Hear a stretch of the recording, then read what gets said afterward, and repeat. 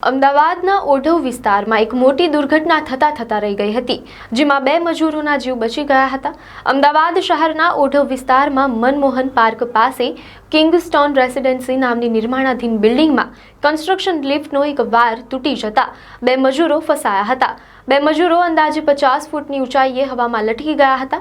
આ ઘટનાથી અફરાતફરી મચી ગઈ હતી અને મજૂરોના જીવ અદ્ધર થઈ ગયા હતા અને મજૂરોએ જીવ બચાવવા માટે બૂમાબૂમ કરી હતી।